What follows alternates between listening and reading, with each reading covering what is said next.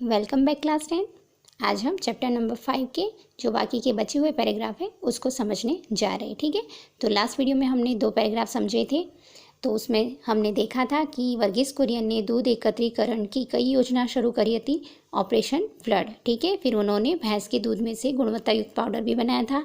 उसके बाद उन्होंने क्या करा था, एनडीडीबी की स्थापना भी करी थी और दूध के उत्पादन को मार्केटिंग करने के लिए Gujarat co operative milk marketing federation नामनी संस्था पण शुरू करी थी। अब आज का पैराग्राफ, एनडीडीबी संस्थाना स्थापना करी थी और वहाँ के वो चेयरमैन थे। ठीक है, फिर भी उन्होंने 33 इयर्स तक सेवाओं करी। ठीक है, इसमें उन्होंने अपना योगदान दिया। ठीक है, कुरियन ने निवृत्त थया ત્યાં સુધી, मतलब वहाँ से रिटायरमेंट हुए तब तक સુધી एक પણ રૂપિયો પગાર પેટે લીધો ન હતો। तो मगर एनडीडीबी की जो संस्था के स्थापक और चेयरमैन दोनों थे, पर फिर भी वहाँ से वो एक भी रुपया पेमेंट के तौर पे लेते नहीं थे। ओके, उनको कहाँ से पेमेंट मिलती थी वो आगे का पॉइंट। तो ऊपर वाला ये 33 इयर्स वाला अंडरलाइन करना। नेक्स्ट है गुजरात सरकारी दूध मार्केटिंग फेडरेशन ना चेयरमैन पद है। ठीक है, तो ये मार्केटिंग फेडरेशन की जो योजना संस्था शुरू करी थी उसमें भी वो एक चेयरमैन थे। तो उनको वो जॉब में कितना पेमेंट मिलता था मंथली, मासिक 5,000 रुपया पगार लेता था। तो यहाँ से वो पेमेंट लेते थे। परंतु 60 वर्षना थया पछी जब उनकी एज 60 ईयर्स की हो गई, उसके बाद उन्होंने 24 साल तक फ्री में सेवा करी। मानद सेवा मतलब लोगों की फ्री में बिना पैसे लिए। ठीक है, कि कोई भी रुपया, एक भी रुपया लिए बगैर उन्होंने मानद सेवा लोगों की सेवा करी। ओके, तो यहाँ पे ये चेयरमैन वाला कितना पेमेंट मिलता था। ठीक है, उसके बाद इंस्टीट्यूट ऑफ रूरल मार्केटिंग इरमा ना चेयरमैन तरीके पण वर्षों સુધી સેવાઓ આપી।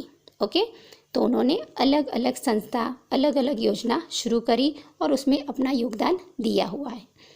आश्रे 57 वर्षથી વધુ સમય સુધી વિકાસલક્ષી કાર્યક્રમોમાં સક્રિય રહ્યા। तो अपनी लाइफ के 57 ईयर्स, ठीक है, 57 मतलब 57 ईयर्स उन्होंने विकास, देश के विकास के लिए, लोगों के विकास के लिए, किसानों के विकास के लिए कोई ना कोई नए नए कार्यक्रम करते रहे। भारत सरकारें, अब आज का ये भी पॉइंट अंडरलाइन करना है। तो ये पैराग्राफ में 3 पॉइंट अंडरलाइन करने, 33 ईयर्स वाला, 5,000 वाला, ठीक है, और उसके बाद ये इलाहाबाद वाला। तो भारत सरकारें इलाहाबाद विश्वविद्यालय ना, इलाहाबाद यूनिवर्सिटी है तो वो यूनिवर्सिटी के उनको चांसलर तरीके તેમની નિમણૂક करी। तो यहाँ पे शॉर्ट क्वेश्चन आएगा, वर्गीस कुरियन को कौन सी यूनिवर्सिटी का चांसलर बनाया था?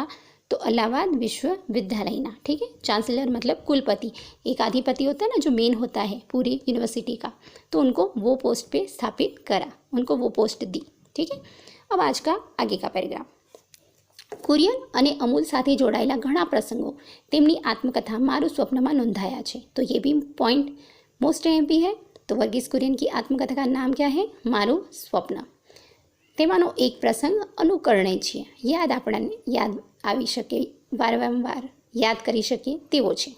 कुरियन गमे ત્યારે डेयरीना विभागમાં चक्कर लगावे। ठीक है, ऑब्जर्वेशन के लिए वो बार बार डेयरी में घूमते रहते थे, क्या कर रहे हैं, कैसे बना रहे, साफ से बना रहे कि नहीं, वो सब। तो चक्कर लगावे અને બધું બરાબર છે કે નહીં તે તપાસે। એક વખત તેમણે વર્ષોથી કામ કરતા એક કર્મચારીને दूधનું કેન खोली तेना परथी मलाई चाटतो जोयो। ठीक है, तो ऑब्जर्वेशन के लिए निकले होंगे। तो वहाँ जो सारे कर्मचारी काम कर रहे थे, ठीक है, वर्कर, तो उसमें से एक वर्कर क्या कर रहा था, दूध का कैन, उसका ढक्कन खोलकर उसके ऊपर जो मलाई लगी थी उसको चाट रहा था। कर्मचारी ये पण अचानक आवेला कुरियन ने जोया तो आमने सामने, दोनों का आमना सामना हो गया। तेना मुँह पर मलाई लागेली हती, ચોટેલી હતી मतलब लागेली हती। પોતે दूध पीतो न હતો તેવો ખોટો બચાવ તેણે કર્યો। तो वो बेचारा बहाने बनाने लग गया कि नहीं मैं तो इसको साफ़ कर रहा था, ये वो सो। तो कुरियन ने तो देख लिया था कि उसने ऐसा करा, मगर उन्होंने कुछ भी नहीं कहा। कुरियन कशु कया विना पाछा फरी गया, उस कर्मचारी को ना कुछ डांटा ना कुछ कहा और फिर वापस वहाँ से आ गई। कर्मचारी ने थયું कि હવે नौकरी जैसी, तो बेचारा वो तो डर गया था कि मेरी एक गलती की वजह से मेरी नौकरी चली जाएगी, पर ऐसा कुछ नहीं हुआ। हुआ क्या, कुरियने बीजे दिवसे मैनेजरने बोलाव्या અને શું सूचना આપી। ठीक है, तो अपने कर्मचारियों के लिए कितना अच्छे मतलब बने थे वो और अपने कर्मचारियों की कैसे केयर करते थे, तो ये यहाँ बताया गया है। तो उन्होंने मैनेजर को क्या सूचना दी कि दरेक कर्मचारी ने 1/2 लीटर, तो उन्होंने क्या सूचना दी, दरेक कर्मचारी ने 1/2 लीटर दूध पीवा आपवो। ठीक है। तो क्या कहा कि भाई वो बेचारे काम करते हैं, दिन रात सुबह शाम मेहनत करते हैं, तो उनका हक भी बनता है। तो क्या कहा, દરેક કર્મચારીને 1/2 લીટર દૂધ પીવા આપો। આખો દિવસ આ લોકો દૂધના વિશાળ જથ્થા સાથે કામ કરતા હોય છે, तो बहुत सारे दूध के प्रोडक्ट के साथ वो काम करती, तो कभी कभी उनका भी मन करता है, ठीक है, અને ભૂખ્યા પણ થતા હોય તો उनको भूख भी लगती है, कभी खाने का मन करता है। એમને એ दूधમાંથી भाग न મળે તે न्याय નથી कि जिसके साथ काम करे वही चीज़ उनको खाने को ना मिले, तो वो उनके साथ अन्याय होगा, ठीक है, न्याय नहीं मिलेगा उनको। तो इसीलिए उनको डेली रोज़ 1/2 लीटर दूध पीवा आपो। किसको? जो भी कर्मचारी है उन सबको रोज़ का आधा लीटर दूध देना है। ओके, ऐसी सूचना वर्गीस कुरियन ने मैनेजर को दी। પોતાના કર્મચારીની આટલી કાળજી રાખना, કાળજી मतलब केयर करते हैं कि वो अपने कर्मचारियों की कितनी केयर कर रहे हैं, कितना ध्यान रख रहे हैं, ठीक है। काळजी રાખનાર આ ઉપરી અધિકારી આવા હોય તો દરેક વ્યક્તિ विश्वास અને ईमानदारी काम करवा प्रेराय ने कि जो इंसान सामने वाले की इतनी कद्र करता है, इतनी केयर करता है, तो कोई भी इंसान बहुत ही विश्वास और ईमानदारी से काम करेगा। तो ऐसे थे वर्गीस कुरियन, जो अपने कर्मचारियों के लिए बहुत कुछ करा, किसानों के लिए, लोगों के लिए बहुत कुछ उन्होंने जितना हो सके उतना अपना योगदान दिया है, ठीक है। आगे का दूसरा प्रसंग है वो हम नेक्स्ट वीडियो में समझेंगे, ठीक है।